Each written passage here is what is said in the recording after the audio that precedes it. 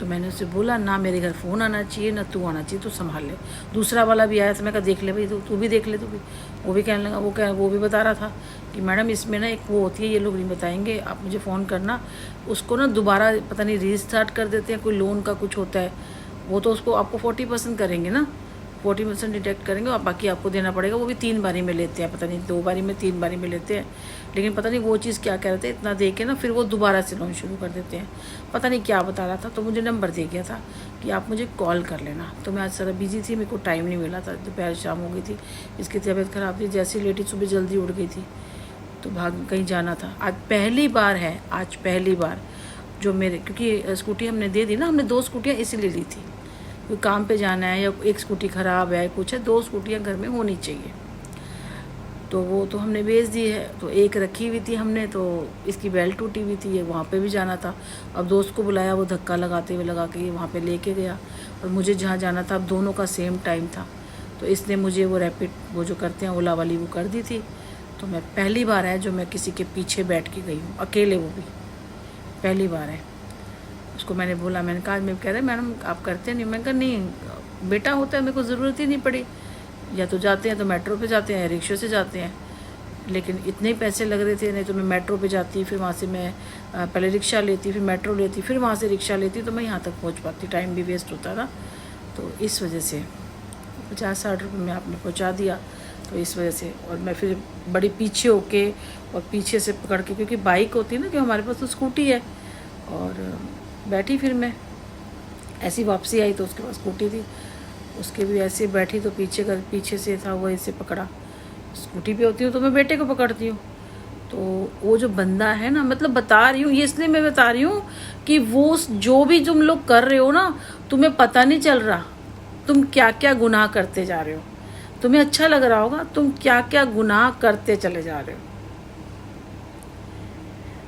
जब तुम्हें पता चलेगी ना कि ये चीज़ें हो रही हैं यार,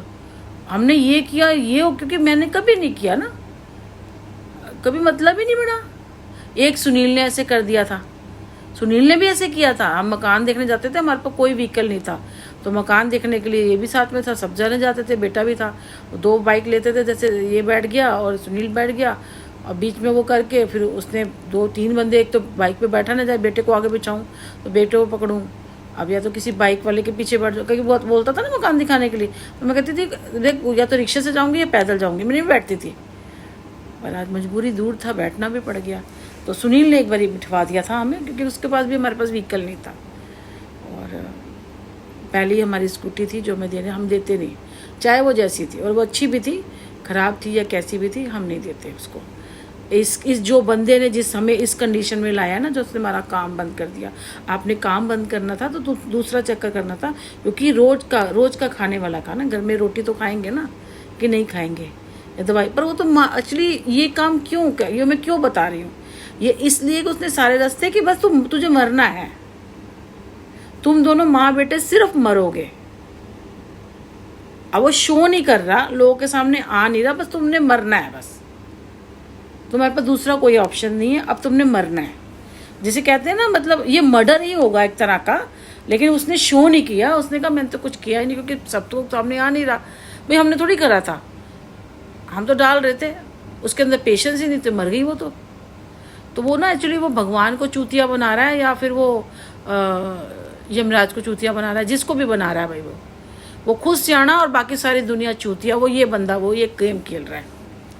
मेरे ख्याल से सोशल मीडिया पे सारे खेल रहे होंगे, तो इसलिए बहुत अभी कह रहा है कि मम्मा ठंड लग रही है, ठंड तो है ही नहीं, बुखार नहीं है इसको, तो ठंड लग रही है कह रहा है, और वीक कह रहा है, ऐसा हो गया जैसे मेरी बॉडी से किसी ने, ऐसे मेरे को उस दिन शुक्रवार को हुआ था, मेरे से खड़ा नहीं हो जाता, जबकि व्रत में मेरे को ऐसी प्रॉब्लम होती नहीं, व्रत तो मैं रखती रहती हूँ, मेरे को तो आदत है, क्योंकि मैं डाइट करती हूँ, तो मेरे को कोई दिक्कत, मैं ये थोड़ी हो कि सुबह मैंने पराठे खाए हैं, दोपहर में मैंने खाया या रात को मैंने खाया ना, या 3 रोटी खा रही हो 4 रोटी खा रही हो, ऐसा तो है ही नहीं ना। ये समझो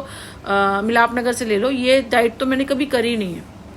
हाँ, व्रत अगर 3-4 दिन की आ जाए ना, फिर मैं जो 3-4 दिन के बाद खाना खाती हूँ ना, वो ठीक से खा लेती हूँ मैं,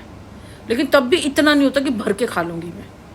तो कोशिश करती हूँ कि राइस बना लूँ या कुछ ऐसी चीज़ बना लूँ जो खाऊँ तो मेरे को लगे ना,